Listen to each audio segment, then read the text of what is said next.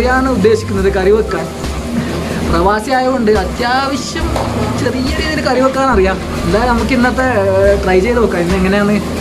ഇന്നൊരു മംഗലാപുരം കണ്ണൂർ ചിക്കൻ കറി, മംഗലാപുരം കണ്ണൂർ മിക്സ് ആയിട്ടുള്ള ഒരു ചിക്കൻ കറിയാണ്. ഏതായാലും നമുക്ക് വീഡിയോയിൽ പോയി. സുഹൃത്തുക്കൾ, നമ്മൾ 1 കിലോ ചിക്കനാണ് ഉദ്ദേശിക്കുന്നത്. ഇത് സ്കിന്ന് കളഞ്ഞ് നല്ല 3 പ്രാവശ്യം നല്ല വൃത്തിക്ക് ക്ലീൻ ചെയ്തിട്ടുണ്ട്, കട്ട് ചെയ്ത്. അങ്ങനെ 1 കിലോ ചിക്കൻ. പിന്നെ ആവശ്യത്തിന് ഉള്ളി കുറച്ച് അധികം എടുക്കണം. നമുക്ക് ഫ്രൈ ചെയ്യണം കുറച്ച് ആദ്യം. ഫ്രൈ അല്ല, നമുക്ക് ഇതൊന്ന് പൊരിച്ചെടുക്കണം കുറച്ച്. അപ്പോൾ കുറച്ച് ഉള്ളി അധികം എടുക്കുക. ഇതൊരു 5 ഉള്ളിയുണ്ട്. പിന്നെ ആവശ്യത്തിന് തക്കാളി, ഞാനൊരു 3 തക്കാളി എടുത്തിട്ടുണ്ട്, വലുതാണ് എടുത്തത്.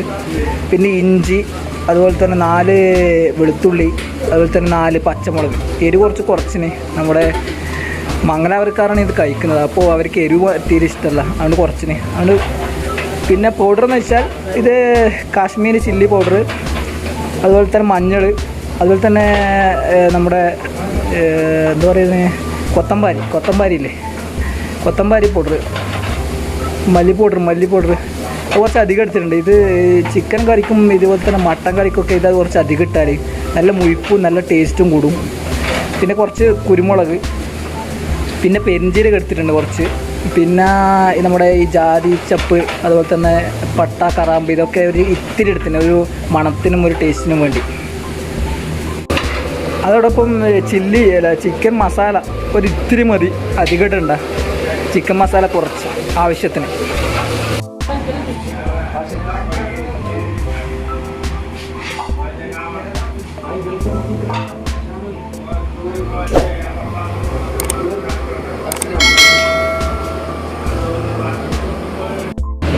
നമ്മുടെ കറിയുടെ വേറെ തന്നെ ഒരു ടേസ്റ്റ് കിട്ടുന്ന ഒരു പ്രധാന ഇൻഗ്രീഡിയൻസ് ആണ് ഇത്. ഉള്ളി വറുത്തത്, ഉള്ളി പൊരിച്ചത്, കുറച്ച് ഉള്ളി പൊരിച്ചത്, പിന്നെ മല്ലിച്ചപ്പ്.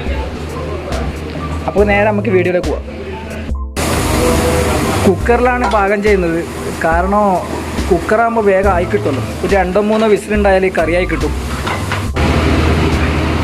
കുക്കർ ചൂടായിട്ടുണ്ട്. ഇനി കുറച്ച് നമുക്ക് സൺഫ്ലവർ ഓയിൽ ഒഴിക്കാം, ഉള്ളി ഫ്രൈ ആകാൻ വേണ്ടി.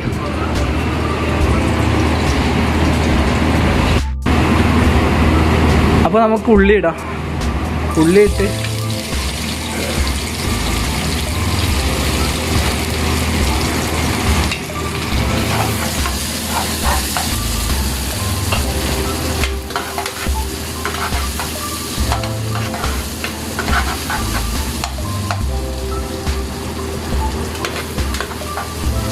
ഏകദേശം ഉള്ളി ഒരു ബ്രൗൺ കളർ ആകുന്നത് വരെ ഇതൊന്ന് ഫ്രൈ ചെയ്തെടുക്കാം. ഗ്യാസിലായതുകൊണ്ട് പെട്ടെന്ന് ബ്രൗൺ കളറാവും. ഇപ്പോൾ പെരിഞ്ചീരകം, അതുപോലെ തന്നെ ഈ ജാതിച്ചപ്പ്, അതുപോലെ തന്നെ പട്ട, കറാമ്പ്, ഇതൊക്കെ ഇട്ടുണ്ട്. ശേഷം ഒന്ന് നല്ല രീതിയിലൊന്ന് മിക്സ് ചെയ്യാം. അടുത്ത് നമുക്ക് പച്ചമുളക് ഇടാം. 4 പച്ചമുളക്, അതോടൊപ്പം നമ്മുടെ വെളുത്തുള്ളി, അതോടൊപ്പം നമ്മുടെ ഇഞ്ചി. ഇത് 3 ഇട്ടതിന് ശേഷം വീണ്ടും ഒന്ന് മിക്സ് ചെയ്യാം.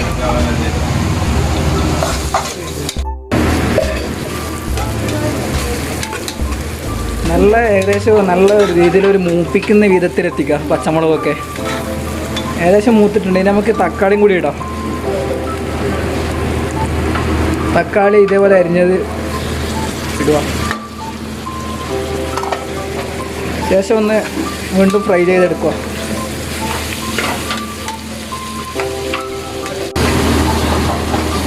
ഏകദേശം ഒരു ഫ്രൈ രീതിയിലായിട്ടുണ്ട്. നമുക്ക് നമ്മുടെ പൗഡറുകൾ ഇടാം. ഇത് മുളക് പൊടിയും മഞ്ഞൾപ്പൊടിയും. ശേഷം നമുക്ക് മല്ലിപ്പൊടി, അതുപോലെ തന്നെ കുരുമുളക് പൊടി, അതും കൂടി ഇടാം. അതോടൊപ്പം നമുക്ക് കുറച്ച് ഇതൊന്ന് മിക്സ് ചെയ്തിട്ട്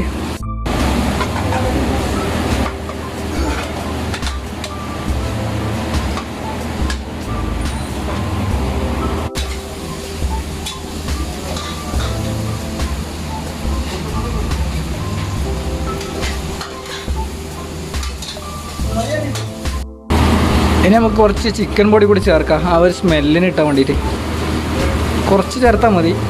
ചിക്കൻ പൊടി മെയിനായിട്ട് ഇതിൽ നമ്മുടെ മല്ലിപ്പൊടിയാണ് കുറച്ച് അധികം ചേർക്കേണ്ടത്. ഇത് കുറച്ച് ചേർത്താൽ മതി. ആ ഒരു സ്മെല്ല്, ചിക്കൻ കറി എന്നുള്ളൊരു സ്മെല്ല് വരാൻ വേണ്ടി മാത്രം.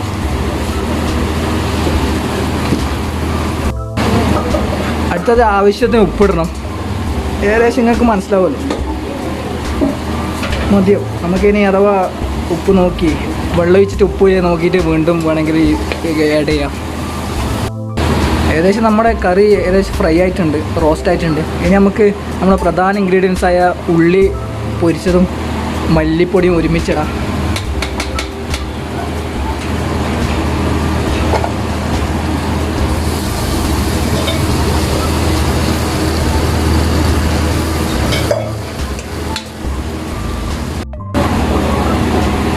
ഇനി വെള്ളം ഒഴിച്ചു കൊടുക്കുക, കുറച്ച് ആവശ്യത്തിന് വേണ്ട വെള്ളം.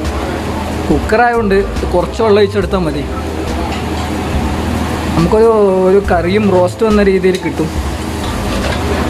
അല്ലെങ്കിൽ ചിക്കൻ കറി അധികം സാലിനെ ആക്കാണ്ട് കുറച്ച് റോസ്റ്റ് പോലെ നല്ലൊരു തിക്കാക്കിയിട്ട് ആക്കിയാൽ നല്ല ടേസ്റ്റ് ഉണ്ടാവും, പ്രത്യേകിച്ച് നമ്മുടെ നെയ്ച്ചോറിനൊക്കെ. കുറച്ചും കൂടി ഒഴിക്കുക വെള്ളം.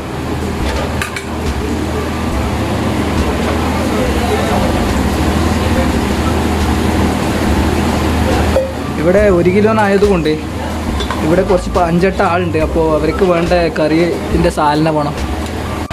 നമ്മളെ ചിക്കൻ കറി തിളക്കുന്നുണ്ട്.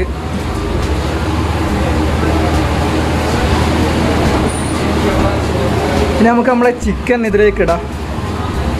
1 കിലോ ചിക്കനാണുള്ളത്. ഇത് ചിക്കനാണ്. സ്കിന്ന് എടുത്ത് കളഞ്ഞ് നമുക്ക് ചിക്കൻ അങ്ങനെ ഇതിലേക്ക് ഇടാം. ശേഷം ഇതൊന്ന് ഇളക്കി കൊടുത്തതിന് ശേഷം നമ്മുടെ കറീൻ്റെ 95% ഇനി ഇതൊന്ന് മൂടിയതിന് ശേഷം ഒന്ന് കൂക്കാൻ വേണ്ടി കുക്കർ ഒന്ന് 3 തവണ കൂക്കിയാൽ നമ്മുടെ കറി ആയിട്ടുണ്ടാവും.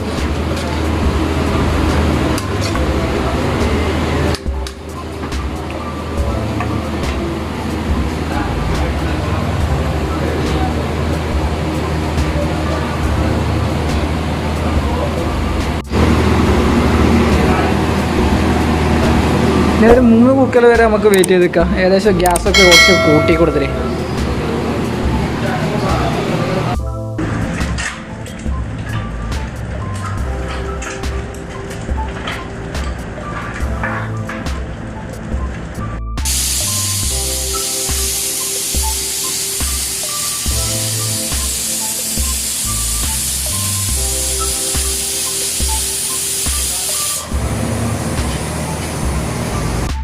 അപ്പോൾ നമ്മുടെ കറി 3 കൂക്കൽ കൂക്കിയിട്ടുണ്ട്.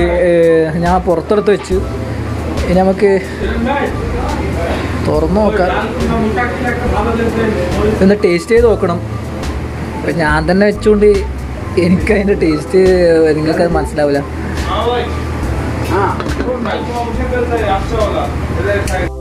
ഇവിടെ ഒരു ബംഗാളി ഉണ്ട്, അദ്ദേഹമാണ് ബംഗാൾദേശാരി. അദ്ദേഹമാണ് ഇത് ടേസ്റ്റ് ചെയ്ത് നോക്കുന്നത്. എങ്ങനെയുണ്ടെന്ന് പറഞ്ഞിട്ട്